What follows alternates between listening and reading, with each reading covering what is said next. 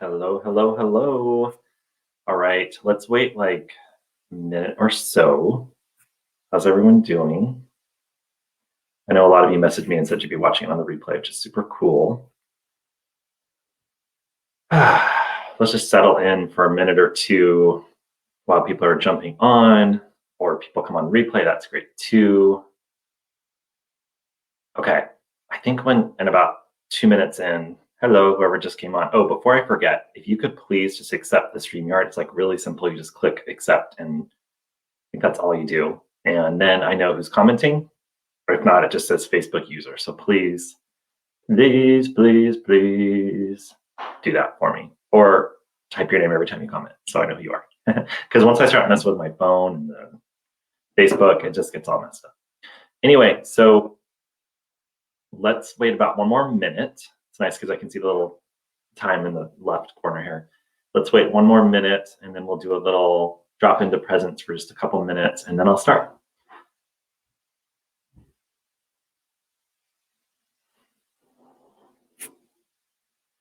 Wow, it's crazy because it's only been 15 seconds since I said 1 minute. All right, well, let's just do it now. Okay, so for those on the replay and for those live, welcome, welcome, welcome. Let's close our eyes just for a couple minutes. I won't do a 10-minute meditation today. So one thing we do at this school is we call it True North.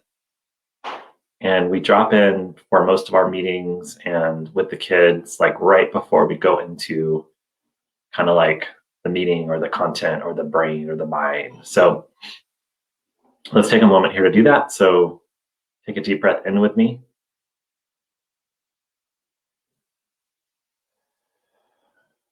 Nice long exhales. Let's do a few of those together.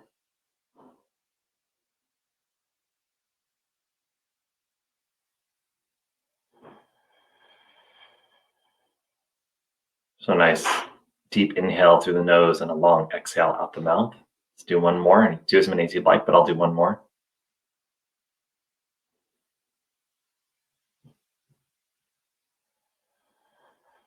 Actually, let's do one more where we tense up our shoulders and our ears and just get everything kind of tensed up and then just let it all out. That kind of helps signal to your nervous system that you're okay, everything's safe, everything's fine, you can relax. So let's do that together.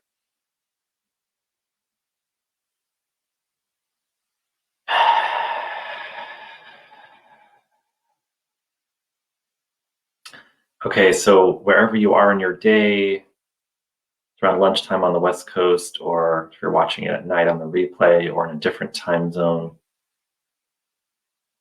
just let everything kind of come to this present moment.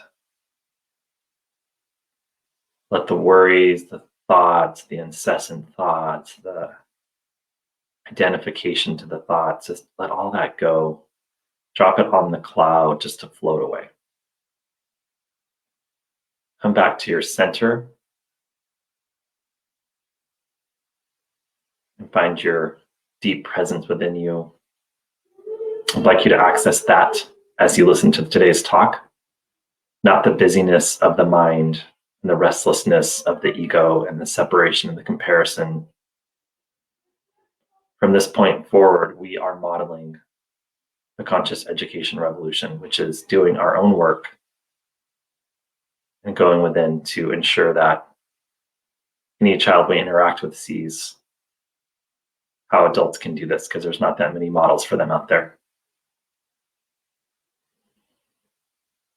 So let's take one last deep breath in. Now, we'll open up our eyes. All right, I see 4 people on. Looks like that took me about 3 minutes. Okay, just curious how long short meditation is. All right, if you wouldn't mind accepting the StreamYard and putting your name into the comments, one or the other, so that I know who you are. So it's more fun if you make comments. I know, who you are, and we can go back and forth. So here's what I'm planning to do today. I don't usually script necessarily, but I figured this one I have so much to say that I would keep it as organized as possible. So I'm going to start by sharing a little bit kind of about me. I'm going to share what I'm calling my otherworldly, hi Sherry, what I'm calling my otherworldly experience and my worldly experience in this space, in the education space. And then I want to talk about the massive paradigm shifts that are happening in the world in general in the next 3 to 10 years. And then I'm going to speak a bit about the industrial model that we all know so well of the education system. And then I'm going to take us from that phase to this phase of creative schools, which was launched by many people, but Ken Robinson was kind of the face of that. And his TED Talk is the most watched TED Talk ever. Hi, Facebook user that just said hi. So I don't know who you are unless you put in either your name or just accept the StreamYard. And I really like using StreamYard because then I can see the comments. Because when I do my phone or the computer, it's like all the feedback and all that. But in order to do StreamYard, you have to just accept their thing so that I can see your name. Yeah, so Ken Robinson does the most watched TED Talk of all time, where he talks about the title is "Do Schools Kill Creativity?" from 2006, so 15 years ago. And he did recently pass away, and so rest in peace, Dr. Robinson. But yeah, he brought us through the creative schools movement. And my talk today is going to be how we go from the industrial creative schools to the next level. Oh, hi, Linda. The next level of conscious schools. Okay, the conscious education revolution. And then I'm going to close with call to action, for lack of a better term, just how we all have a role in this and what we can do to usher in this new paradigm.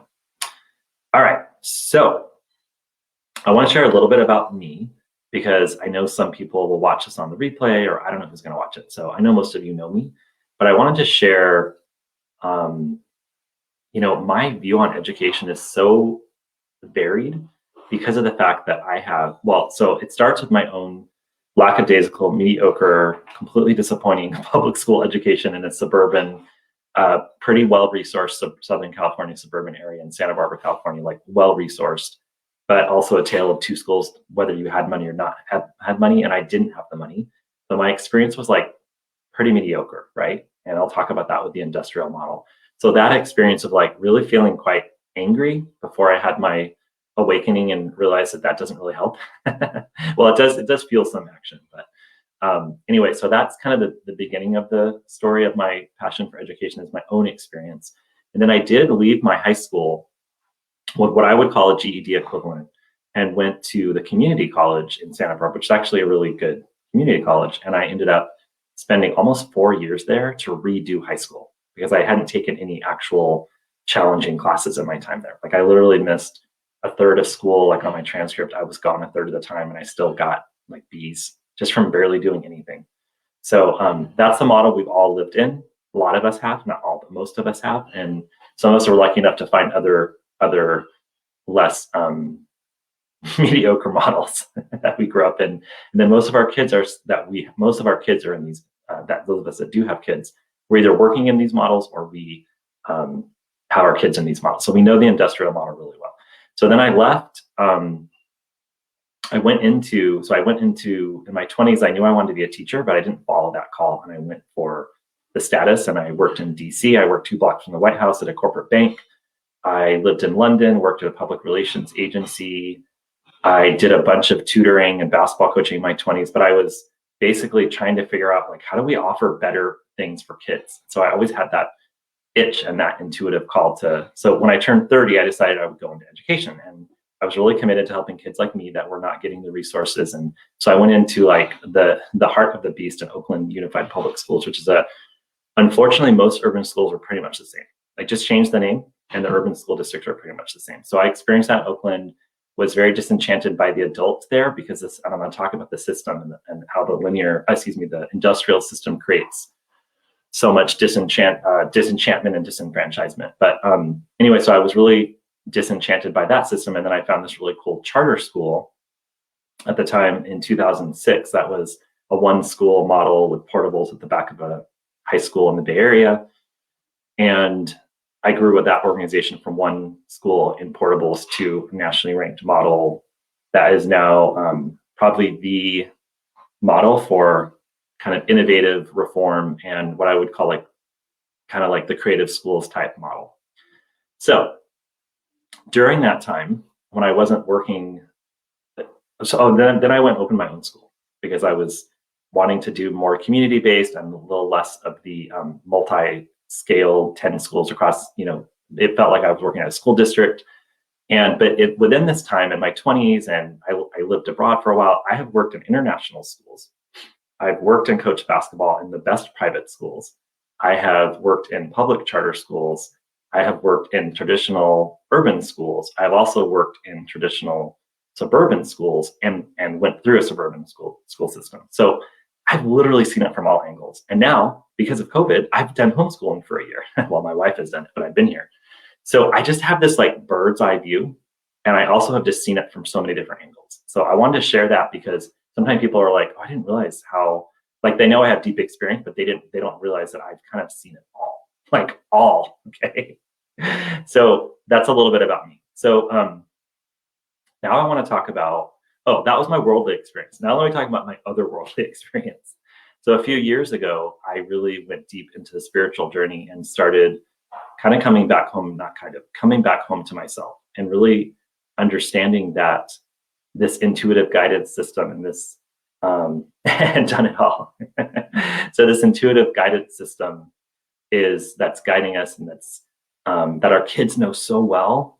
I started seeing that's where we've really missed the mark, is that our kids understand this. And rather than really encouraging that and engendering this intuitive, creative way of being for kids, we actually like beat it out of them through the school system. And so that's a huge, huge concern. And as I was going through this really massive awakening, I started kind of seeing things even more clearly. And then I started getting like really clear downloads, multiple downloads, intuitive messages like left, right, and center. And one of the messages I've gotten for a long time before COVID is that we are going to go through a massive paradigm shift until about 2024. And I didn't understand that as well a year ago, or in January of 2020, I did a YouTube in like February, and I was talking about this shift and I didn't really understand it. And then obviously now we can all look back and be like, oh, okay. Yeah, I see the paradigm shift. I see the institutions falling apart. I see a lot of things changing. So for the next 3 years, there is a massive shift happening and a massive opportunity for us to actually change this massive bureaucratic education system that many of us know, okay? And I really think it's gonna go on for the next, till about 2030. We're going to have it's a massive opportunity to reimagine our systems and our institutions. So that is really important for what I'm talking about, what I'm gonna talk about today. So let's talk about the industrial model. I don't wanna spend too much time on the industrial model, but I do wanna say that the industrial model people say the system is broken, like the education system is broken. Actually, it's doing exactly what it was intended to do. So we're working in an industrial model that was built in like the 1860s, 70s, and it really hasn't changed much. So if your kids go to a traditional school, and I won't even say public school, just a school, like 95% of schools are still in the industrial model. And what's interesting is there are schools that actually have like the Waldorfs and the Montessoris and these really progressive different models, but they typically still run in the industrial management model, meaning that it's still like a top-down management model, or there's still the people have the power and the people that don't. And so that's really, hi Facebook user, that's clapping. If you can, just accept StreamYard, then know who you are, or just share your name. So the industrial model is what we have all lived through. And what that is based on is it's definitely beyond egoic. I mean, it's egoic beyond the beyond. And I actually have this great book called Reinventing Organizations, and they have these great pictures. So they talk about the different organizational models from going from like the mafia to this is the evolution. I'll show you guys a picture. It goes from I can't remember the colors. I think it's red, which is like, here, I'll just show you. It goes from like red, which is impulsive, which is like the mafia, to the Catholic Church, to corporate America, to the pluralist, which is like Ben and Jerry's. And they're arguing the next level is the evolutionary organizational model, which they talk about self-management. A great book. The book itself is like really dense, but this is the workbook and illustrated version of the actual dense book. And there are 20 organizations, at least when this was written, there's 20 organizations still using this self-managed approach to corporate, to governance and organizational management. So you have this industrial model that basically is all based on the whole entire system is supposed to sort people out, batch them by achievement, to separate, to compare, to compete, and to be a top-down command and control model. That's what it is. Okay, so it's built in the 1860s about efficiency. We're moving from an agrarian to urban and industrial economy, people moving to cities. Now, how do we make things efficient? How do we deal with all these children and all these people? And how do we deal with this influx of new immigrants is the other part of the story. I've studied history of education, but I won't go too far down. But basically it's like, okay, so we now have this industrial model and it's all about efficiency, okay? And then you have a workforce that's predominantly women and they're totally underpaid and they're totally overworked. And so then you have the 1930s management system of top down. Then you have the unions come in and say, like, we need to protect these women that are being screwed. And you have what we are seeing today, an industrial model almost 100 years later, which even more if you go back to 1860, but from when the industrial management came in of the top-down structures, almost 100 years later, we're still using the same model. What's the definition of insanity, right? So that's the industrial model. Many of us have lived in it. If we have children in it right now, we know that it's not the teacher's fault, that they are asked to literally find this. There's one picture in here that's so good because it shows how people feel when they're in the bottom of the hierarchy. If I can find it, I'm going to show it to you quickly.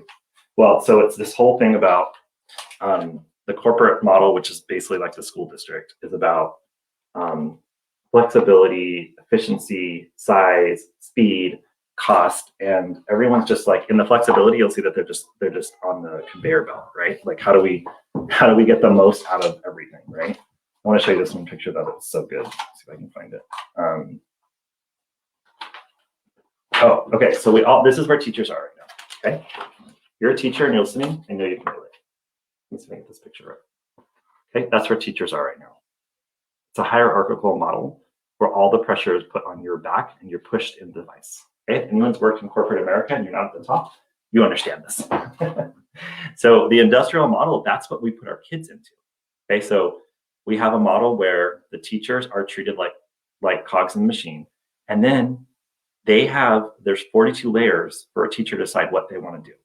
So then you have these great teachers that figure out how to teach within the system, that figure out how to be creative, how to do what they can to do the best for their children. And you're going against a current because the current is efficiency.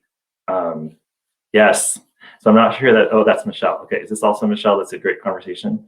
Yeah, the teachers are dedicated. They are the ones that are stuck in the system. And I actually have switched my kids from the school I started to a traditional suburban school here in Sacramento. And I'm seeing how these amazing teachers are doing their best within a system that doesn't allow them to thrive.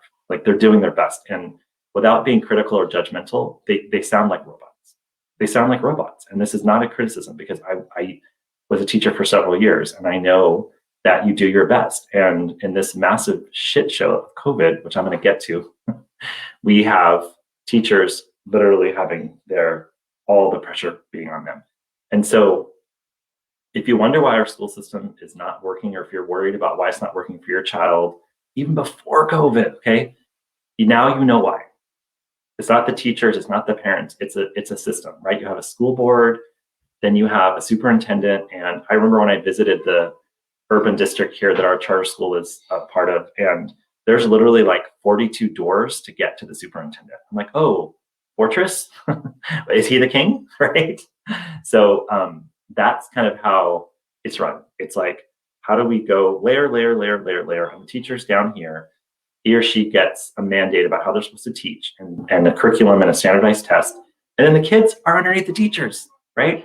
So the teachers are doing their best, but the teachers also really, for the most part, don't know, for the most part, are not able to really do student-centered learning because they're working within a system. So there's some of them that are learning and trying, I'm not saying all, but the vast majority, the best version of the industrial model is some version of teachers maybe letting the kids talk to each other, but it's still all directly done through the teacher, command and control from the top, and it goes through the whole entire system. Okay, I could talk about the industrial model forever because it's the root system problem of so many things. But I want to talk about, so the majority of the schools, whether public, private, charter, whatever, are actually industrial management models. Like I was saying, like they're corporate management models. So even the most progressive schools are still working on an old operating system where they're trying to control, right? And I just listened to a great Carolyn Mace video that my wife shared, and it's called The Power of Love Over the Love of Power. And so if you think about the school system right now, everyone's vying for the power, right? So if you're at the top, you're trying to hold your power. And if you're towards the bottom as a teacher, you're trying to maintain any autonomy you can have. So it's become about the love of power and not the power of love.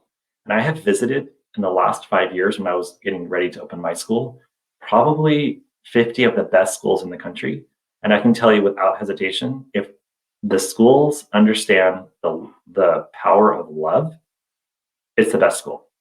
And then they deal with the issues of the systemic command and control and the issues with, mandated curriculum. They deal with all of that. They work around it because they understand the power of love. And then you get a great principal, you get great teachers, you get, maybe get a smaller school district with a great superintendent, but it's the schools that understand the power of love that are amazing. And they work well, even amidst all the systemic issues. All right. So as this is all going on, Ken Robinson does his talk, most watched TED Talk, back in 2006. I didn't realize how long ago it was until I looked it up. And it's the most watched TED Talk because intuitively we know, no matter what school your child attends, even before COVID, I haven't even gotten to COVID yet, before COVID, that it's not working for majority of children. It's working for some of them, but it's not really working, right? And so over the last 15 years, even back to the 60s, but especially in the last 15 years, there was a movement around creative schools. Like Ken Robinson asked the questions, do our schools kill creativity? The answer is yes. Okay, they've done research on this. By the time the kids are in third grade, you start to see that kids are less interested in school, less interested in learning, are taught that they just follow the rules. Again, it's a command and control system. There's not a lot of room for innovation, creativity, unless the teachers or the school leaders find a way to make it work, right? They have to kind of fit it in. And then you have a whole movement around social emotional learning, which is wonderful, right? Like heart-centered, social emotional. And when we tried to implement it in my school that I started, so my school that I started, the vision was to be a really heart-centered school, and it is, but we had to work within the confines of getting authorization and funding from the state and the district. So the petition that I put together with like multi-grade classes and no grade levels and like all about project-based learning and experiential learning. And they ripped that apart. The system was like, no, we're not going to approve your petition and get you access to state funding unless you literally change half of it. So I had to change half of it. So I had to take away, eventually we went away from the grade levels. Eventually we went away from this. Eventually we went away from that. And so it's still a beautiful, amazing, great school, but it's been really diluted from the vision that I had. And I'm telling that story because the creative schools movement is all about how you get kids to create, do inquiry-based learning, to project-based learning, experiential. How do you get them to really be hands-on, collaborative? And this is this whole movement towards 21st century learning, right? And it's amazing. And there's schools that are trying to do this. And there's a lot of private schools, public charter schools, and more innovative school districts that are trying to create more of these creative schools. But what's like really baffling to me is it's so difficult to do such a basic thing. I haven't gotten to COVID yet. Even before COVID, it was so difficult because the machine is so against this because it's command and control and it's industrial. So to give power to children, to let them create a project on their own, or to do self-directed learning, or to do anything like that, it scares the bejesus out of everybody. Like the teachers, the system, the parents, like people don't know what to do with it. Like, wait. We're just gonna let kids like self-direct and follow their curiosity and do creative projects. Like what? So again, you're going against the current, right? Okay, so here we are in this context before COVID. Then March comes and the schools close down quickly. And now you're asking a bureaucratic, industrial, command and control, hierarchical structure to rapidly adapt, right? So you know how that went. Most of you experienced it, like with your kids at home. Our kids have been, I know some places, some states, some countries have been open like a lot. But in the state of California, which is what, the 5th largest economy, the kids have been home for 1 year. Our children have not attended school for 1 year. Okay, my wife has not worked for 1 year. And what we're seeing with COVID is that the massive industrial model, it's the dark is shining on the light really brightly, because now parents, who are the number one stakeholders, because they actually have the understanding that this is their children we're talking about, are now seeing how dysfunctional the system is. The whole thing was put on the backs of teachers. Okay, hey, this massive system doesn't know how to adapt. We do know that teachers are going to have to teach from home. And we also know that teachers, most teachers know how to do the lecture, the direct instruction, like you give information, the kid takes a test. So it's like, great, let's just do that on a screen now. And when the majority of the teachers are doing that, that's the most comfortable thing in a command and control, because you don't want to give away too much power to the children. Then you're just doing that on a screen now. So high school kids are doing Zooms all day. Elementary school kids are doing 2 or 3 hours a day. You're having, all this independent work time, and all of this is happening. My kids are out there right now. All of this is happening on the backs of teachers and the backs of parents, right? So if you're a parent right now, have you seen what happens in your kid's school? Like the worksheets they get. I'm seeing my 2nd grade daughter with the best teacher. She literally trains the teachers in the district. She's the best teacher, a beautiful, amazing woman. They do the exact same thing every single day. The exact same thing. And my wife asked a simple question: what would it be like if they just let them do like a research project or something? And I was like, oh, good one. No, that's giving away too much power to the children. Like that's too much. That's too chaotic and unknown. And again, I'm speaking from my one experience, but I'm guessing that most people are having a similar experience. Now, some of these schools might be a little more, put together. They might actually let the kids do some group conversations in the Zooms. They might have some. So systems like where I used to work, it was all very, yeah, exactly, Linda. So where we used to work, Linda, like they were able to adapt quickly because they already had self-directed learning and projects ready to go. So it wasn't as bad for somebody in that system, I can imagine, from the people I've talked to. But now, and the same thing with my school, it wasn't as bad, but you're still dealing with these massive bureaucratic systems that didn't know how to shift. So what's happening now is I'm hoping that parents' eyes are opening wide and asking, like, what are we doing? What are we doing? And my wife today said, she's sounding like a real libertarian homeschool mom, which that's not her typical way of being. And she's like, can I just get the money that the state is giving the school and like figure out how to educate my child? And I'm like, okay, that was the intent of the charter school movement 25 years ago, is how do you take the funding away from the bureaucratic structure and from the people that have all the power and want to command and control everybody, who have so much to lose? Because you're talking about an urban district with 40,000 students. It's $400 million. You have a lot to lose. A lot to lose. You take away a third of that, which has happened to LA, Los Angeles Unified. Take away a third of that, 400 million. That's a lot, right? It's $130 million. So they have a lot to lose. So they're not sitting here and saying like, oh, let's see how we can be flexible. No, they're like, how do we hold on really tight in our egoic command and control separation, hold on to the power, about the love of power? How do we hold on really, really tight? And then the unions are like, how do we fight back even harder? So that's the mess that we've been watching in California, where the schools aren't reopening. And I know that there's safety issues and all that, but like there are private schools in my area that have been open since September, and our school district has not been open even for like 1 day a week. So you're starting to see, and then this is the other thing that happened. The parents fixed the market correction like really quick, or the market chaos really quickly by establishing the pods. So the people in the system are like, oh, the Titanic is not actually changing. So I'm not going to wait for the Titanic to just do this, and it's going to take like the whole year, and they might turn a little bit. Like our school district finally opened, it took a whole year. So am I going to wait for them to do this, or am I just going to go? Exactly, Linda. That's the whole design, to look after the teachers. So am I going to wait for a bureaucratic system that might never turn, or just turn a little bit? Or am I just going to say, hey, I have resources, so I'm going to go hire a teacher. I'm going to go get 5 of my friends together.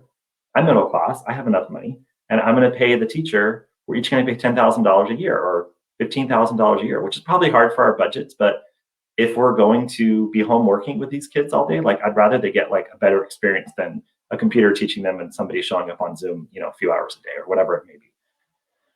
So, so then you had the creation of the pod system. Okay. Now that, speaking of the Titanic, in like the movie Titanic, when the ship's going down and all the rich people are like going first, and the people at the bottom, the low class people or whatever they called it, the poor people are like jumping off. Yeah, good point, Michelle. Their intent is to look after teachers. But yeah, so you're jumping off it's like desperately, people that don't have the means and the Titanic ship are jumping off. That's what's happening with the pod system. It's like, oh, I have means. I'm on the top of the Titanic. I'm going to go ahead and just go get my pod, and it's a little bit better. I can deal with it. I can still work from home because I have a white collar job. And the people that are doing like retail, typically people of color, people that are low income, they are literally have nothing to do with their children. And so now we have a massive mental health crisis on our hands, like massive mental health crisis. We have a massive issue with academics, and you're asking this massive system that prioritizes academics and efficiency and control to now adapt to the fact that the kids are depressed, that the kids don't know what to do, they're not seeing their friends, and they have no idea what to do. Like they might, if you're lucky, if you're in a district, you might be lucky that there's a district that actually does like a 10-minute lesson on social emotional learning, like, hey, find your breathing, or hey, label an emotion.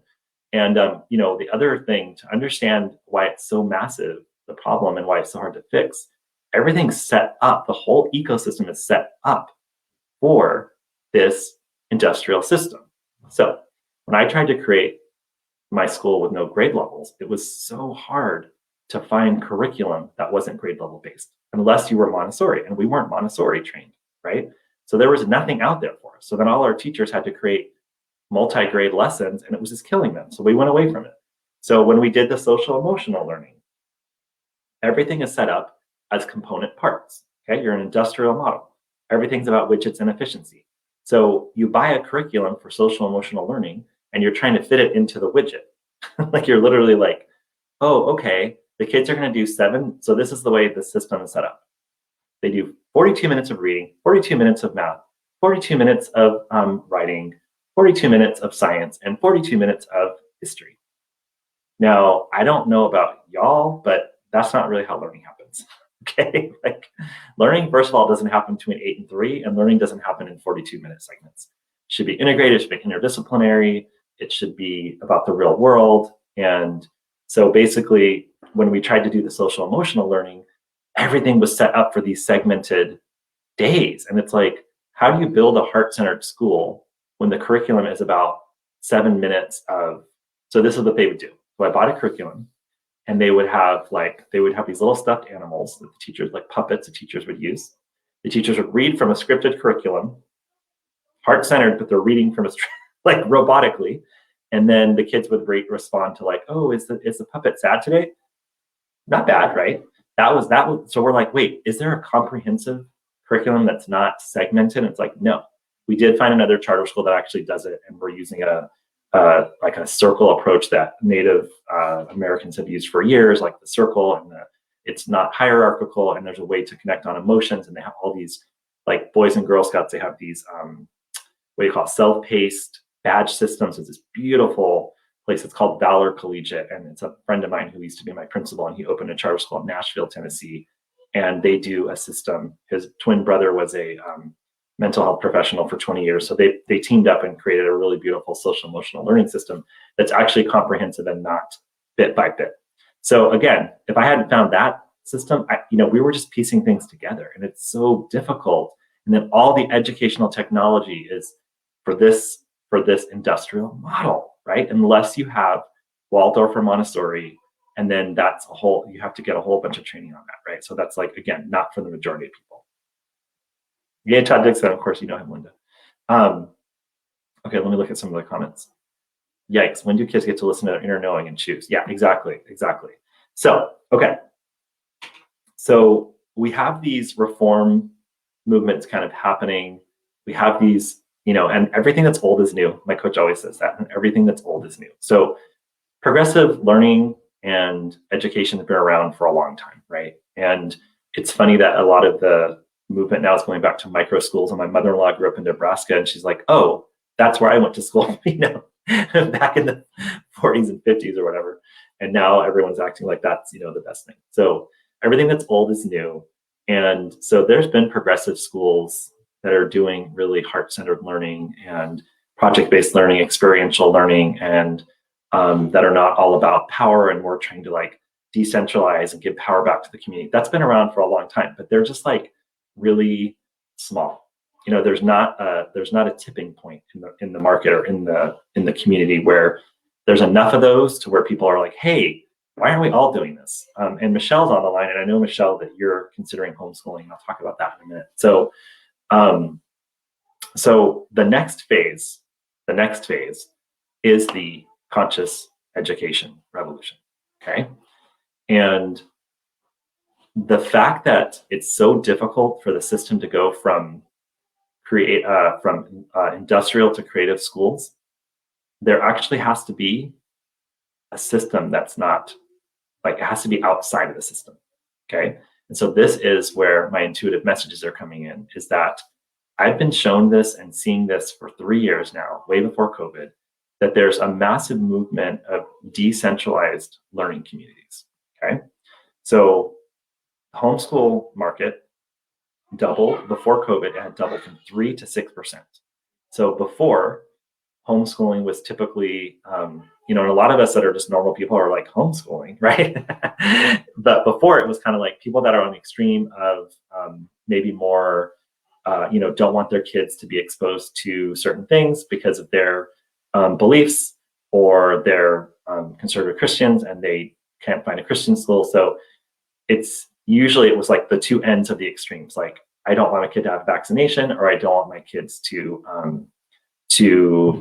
be in a non-Christian school. So I just use the vaccination as one example. I don't think that's as radical anymore. But anyway, so you had those two extremes, and now it's doubled from 3 to 6%. I think it's double, but it's still a really small percentage. And I haven't looked it up recently, but it's probably, well, obviously with COVID, it's like 70% or whatever. But before COVID, I hadn't even looked it up. But it's really still a really small segment. So you have, 3% going to like Waldorf Montessori type schools that are much more heart-centered and allow the kids to have freedom and self-direction and are more empowered and all that. But they're still working under old business models where, the director has all the power, and then there's a board that has all the power. So has to change. And then, so you have like 90% of the population going to either a traditional public school or traditional private school. I hadn't even talked about the traditional or the private schools that are all about academics, that are killing kids, that are creating anxiety, anxiety provoked kids that are just dying from anxiety because there's 7 hours of homework and it's AP classes and all this other stuff. So you either have these affluent school districts, or you have these private schools where, Palo Alto High School, Linda, you know about this, but they had before COVID even, they had a lot of suicides, and it was like a real crisis. And because the kids are under so much pressure. So again, you're taking an industrial model, and then you're preparing these kids for the rat race, and everyone's got to up each other in this egoic compare and despair, separation system.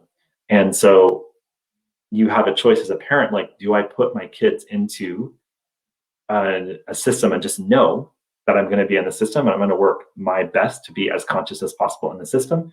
Or do you try and do something else? So let me just see. Yeah. Oh, military families too. I didn't know about that, Michelle. Yeah. So I think that's in the ways that it's changing. There's a whole movement now of people that are homeschooling. And what I have heard is that people are homeschooling now because they're feeling, before COVID even, they were feeling like, I can't do it anymore. Like, you put your kid in kindergarten and kid comes home and they're already starting to feel bad about themselves because the teacher's like, sit still, do this, do that. Oh, no, you're not drawing in the line, all that, right? Again, not the teacher's fault, not the teacher's fault. It's really just a systemic issue. And then of course you're talking about urban schools typically don't have the greatest teachers, so then it's even more pronounced. When I worked in Oakland, I will say this with absolute certainty, at least half of the teachers were counting their days till retirement, even if they had been in there for 5 years. It was like, this is too hard. These kids have so many needs. I don't know what to do. So they were just counting their time to retirement. And like, the kids would come into my class and say, oh yeah, he reads the newspaper. Oh, he has a thing where when one of the assistant principal comes twice a year, when she walks in, there's like a intellectual conversation we have. Like, the kids are like, they knew that these teachers were totally checked out because the urban schools are even more difficult than the industrial model of the industrial model that we're in. It's even more difficult as you get into lower resource areas. Okay, I can go on forever, so I'll try and stay focused. Okay, 41 minutes. All right, I'm going to try and keep it under an hour. So, conscious education revolution. So the next phase is, there is a movement that is brewing. It's going to happen. And I want to be the ambassador and to help shepherd and to happen in a way that I think is best for children. So think about McDonald's or 24-hour fitness, and then think about CrossFit. Okay. So McDonald's and 24-hour fitness is the old version of franchising, where you take like this corporate manual, and then every Starbucks, every McDonald's, every 24-hour fitness, they basically look the same, even though they're in different communities. CrossFit, however, is a model that is principles-based or values-based, and it's asking you to take these set of values and then to make it your own, but you do have something to work with, and then you create a CrossFit across the country. So as I visited all those schools across the country, I would see CrossFits in like Boise, Idaho, or Los Angeles, or San Diego, or Brooklyn. Like, I went to all these cool schools, and then I always see a CrossFit like somewhere on my way, in on the Uber or the taxi or whatever. And I'm like, oh, I keep saying these CrossFits, like, how can we create a decentralized model? So that's one way, okay?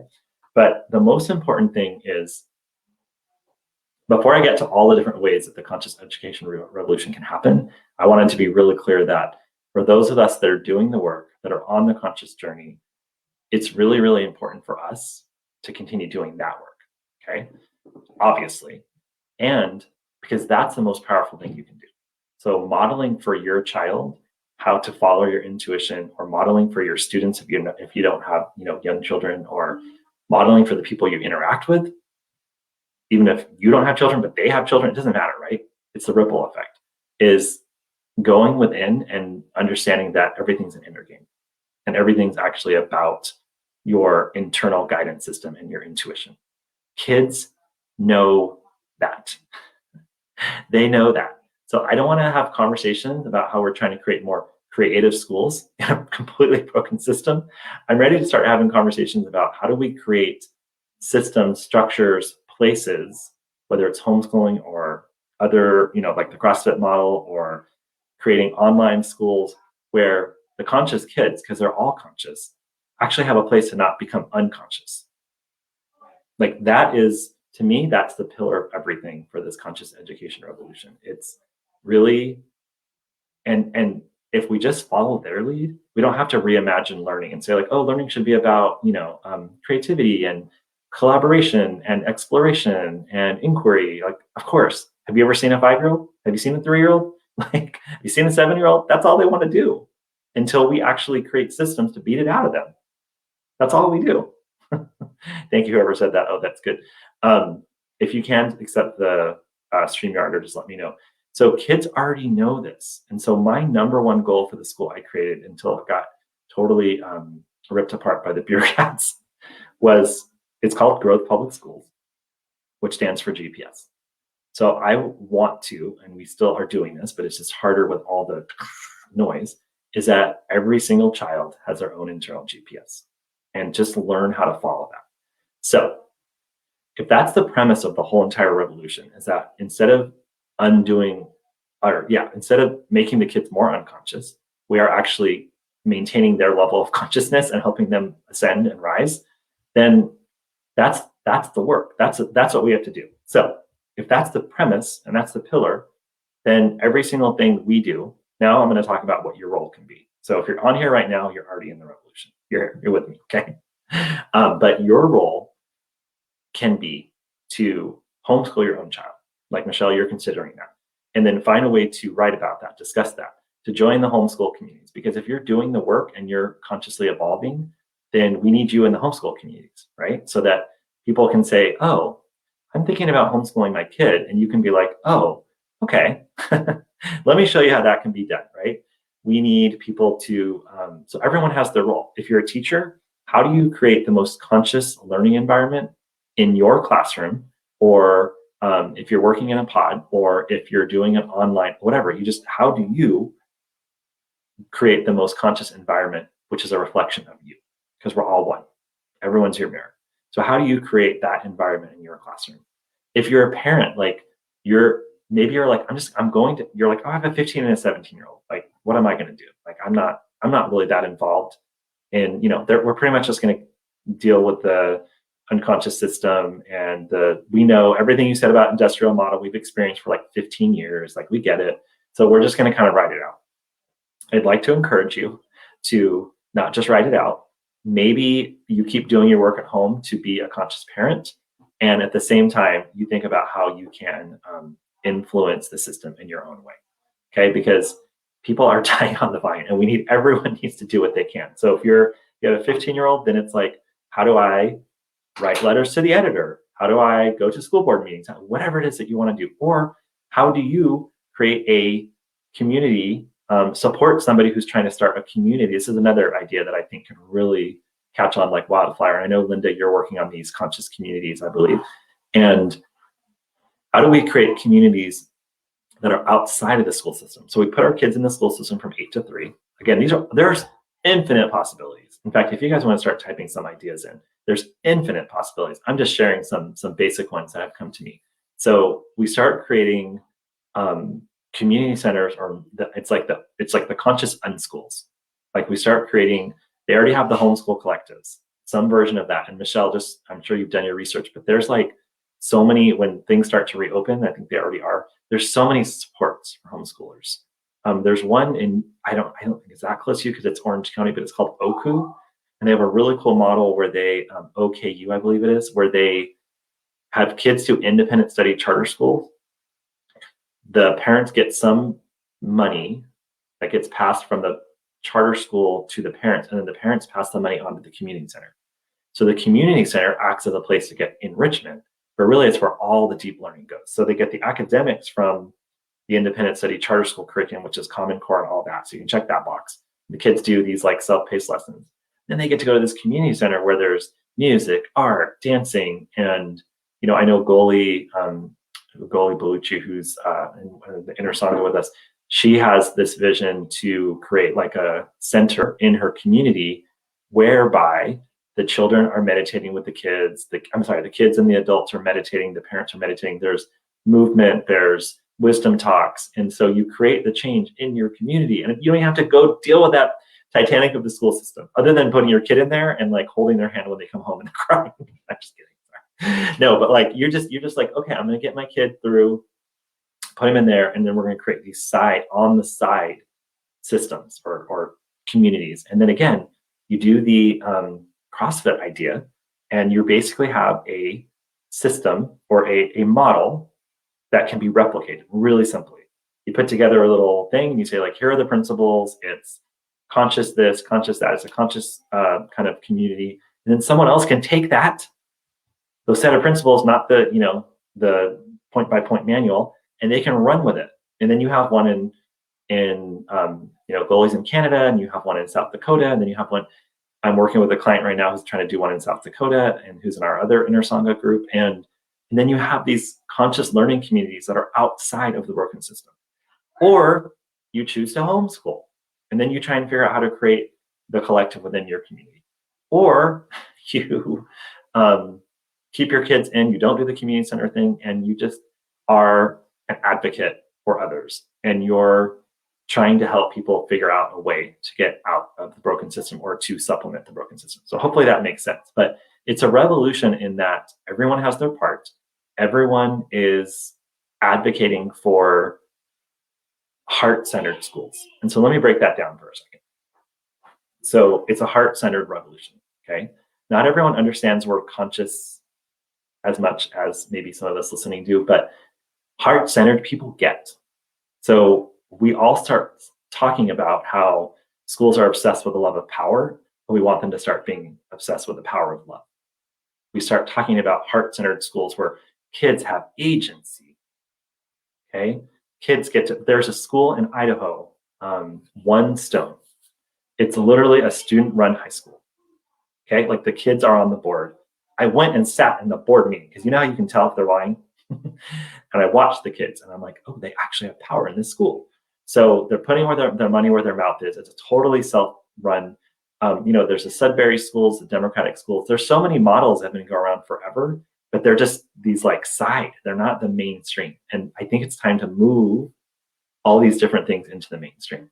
So anyway, so heart-centered is where, like I said before, it's really giving the kids the power to trust their intuition, the power in the school to choose, like Linda was saying, to choose what they want to do. Like Montessori is beautiful in this way. So all the systems and structures, okay, this book talks about Teal Leadership, and it talks about that you're not eliminating systems and structures. You're actually adding different or creating different systems and structures. So for example, in a Teal-based leadership system, it's self-managed. Morningstar, there's 20 organizations. Morningstar Tomato is one around here that does it. It means that instead of having top-down bureaucratic management structures where you have to go through 42 layers to decide if you want to, get a blue pen or a red pen, you actually have decentralized, self-managed entities that are all within the same organization. And like I said, the book is really good. I think I said it earlier, I showed it earlier, Reinventing Organizations. So if you think about Montessori, what they've done really well is they've created the self-directed learning environment with massive, like everywhere you go, there's a system, like there's a structure, but it's all built around the kid being the center of everything. Whereas the industrial model it's built on the adults being the center of everything. And so even the best teachers have to work around that internalized system that they've been trained in, okay? So we're creating different systems and structures within the pillar of the premise of heart-centered, conscious, intuitive.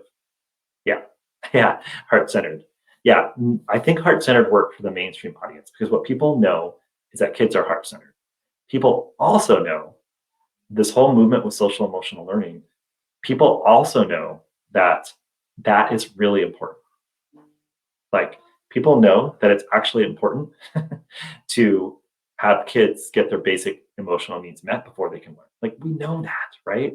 So you can convince some normal mainstream people that this is the way to go. And now with this massive mental health crisis, and I know, Shafali has written the book about anxiety, and I think she said like a third of all teenagers or 2/3, it's a huge number of youth that are suffering with anxiety and depression, like a huge number. And so this is it. So what's going to happen is we're at this tipping point, right? Where people are starting to see that they're seeing that the school system is really not working. Even people that have the resources and the affluent or middle class, they're like, this doesn't really work, right? Very well. They're seeing it really clearly because they're home all day with the kids. Oh, hi, Danuka. Yes. So they're seeing this, everything's about extrinsic motivation. I didn't use that exact word, but earlier I talked about the industrial model. Everything's about outcomes and extrinsic motivation and finding validation on the outside. So where we are, because I'm going to wrap it up here because I'm trying to get done in an hour, is there's a tipping point that's going to happen in that people are starting to see. So, okay, think about Blockbuster and Netflix. I love this story. So basically, Blockbuster was, the top of the market share. They had all the, for also those of us that are old enough to remember, I used to work there in the 90s. And they were like the thing, right? Like you get any video you want. And they were so slow to figure out the DVD by mail. And Netflix totally disrupted them. And then by the time they figured it out, they were done. And then Netflix, of course, we know, moved into the live streaming and all that. So, but I bring that point because in any kind of disruption, or this is not a disruption, this is a flow. But in any time things a great change, there's a tipping point where people start to say like, wait, what are we doing? And so the pod system of parents just starting to put their kids in pods, people like you, Danuka, just being like, I'm pulling it out, and I know Michelle's thinking about it, is you start to see the tipping point. And so we know 1 is a million. We all believe that. Or at least I think most of us listening. So 1 is a million. So as we're making these bold choices, like pulling our kids out of the system or creating a community center in our neighborhood or whatever it is that our bold moves are, we are going to start to create the movement, the revolution. And then the tipping point comes because people start asking you like, I noticed that your kids aren't miserable like mine, like, what are you doing? You're like, well, I didn't put them into the school system that tells them every day that they're not worthy and that they shouldn't, unless they get an A, they're not good. And the social emotional program is 3 minutes in the morning of breathing if you're lucky, sorry. So anyway, okay, so that's the tipping point. That's the movement. I'm going to do this for the next few Wednesdays, probably around the same time. And let me see if there's any comments that I didn't read. Homeschool was way out there till COVID happened. Yep, exactly. Now it's like, okay, maybe tell me more. Exactly. That is my exact point about the tipping point. People are starting to be like, wait a minute. Like before it's like, I'm not taking my kid out of school. That's way too much work. Like we were all just kind of doing our thing, right? It's like you would think about it, but now it's like, whoa, I just witnessed this for like several months or a year. And I'm like, how much money are those schools getting to do this? Like, or like, am I paying my friend who pulled her kids from Catholic school? Am I paying how much for this? Like, nothing's really happening. So yeah, homeschool is definitely in the conversation. And then, I mean, we don't even know what's going to happen in the fall. Like, who knows what, what's going to happen to schools in the fall. So the tipping point, I saw Linda said something about tipping point. Probably a huge number of adults too. Yeah. How do we know when we get to the tipping point? Well, I believe, and it's not from the mind, it's from intuition, that this is a 3 to 10 year situation. So I think we're going to look back in 10 years and be like, oh, the tipping point was at that point. Just like I just told the Netflix story, like it's so obvious, but in the middle of it, it wasn't as obvious to us. And there's so many of these. There's the Kodak camera, because I've done a lot of innovation classes and done the studies, like Kodak just disappeared, like you don't even realize. Or I love when Michael Beckwith talks about like, did you think the Berlin Wall would be gone like the next day or whatever?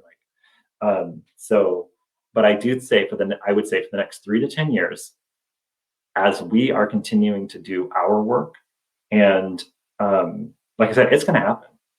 So it's just a question of like, how do we show up as the conscious individuals to build the collectives, to build the movement, to help as many people as possible, so that it actually comes together in a way that we think will really help more children. So I think we'll just look back and we'll be like, oh, that was a tipping point. Like I would say the next 3 years are going to be really ugly. Like there's going to be a lot of, just like we're seeing with all the other institutions, right? Like there's going to be a lot of infighting. I watched my kids' school board meeting, because like I said, I switched them over to the school district, and it was really painful to watch. But I watched it because I wanted to feel into what the collective was experiencing. So the parents were really pissed off. The teachers were defending themselves, like, this is really dangerous. And the administration, like the superintendent, the administration were basically trying to command and control everything, right? And I was like, oh, okay, like this is ugly. It's kind of ugly. And I know there's protests now out here in California of like normal parents showing up at school districts and protesting and marching. And so it's not going to sink like the Titanic necessarily in the next 3 years, but it will look massively different in the next 10. So we just keep showing up day by day, moment by moment, ask, exactly, Danuka. I was going to say, just keep showing up moment by moment, like literally moment by moment, keep doing your work and then ask for guidance and ask for guidance and ask for guidance. And I'm telling you that as we keep doing that, we're going to look back and be like, oh, like I had the audacity to pull my kids out of school like Tanuka did. Like, I think it happened quickly. Or I had the audacity to do this, or I went to this meeting, or I said this, or I wrote this, or I did this. And it's like, it's going to catch on.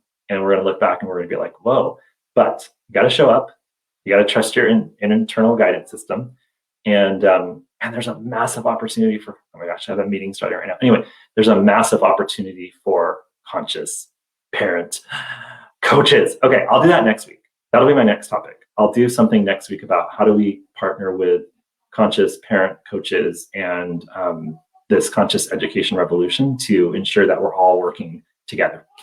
All right, on that note, I do have a meeting for the school that started a minute ago, so I should probably go. Thank you to everyone who came. And I think I will put this onto my YouTube channel so you guys can share it more broadly. I kind of wanted to see what came out of me before I did it too publicly. Anyway, thanks to everyone. If you listen to this on the replay or on the live, you are in the revolution. We're in this together. Love all of you. Have a beautiful day. Thank you. And we'll talk soon. Bye.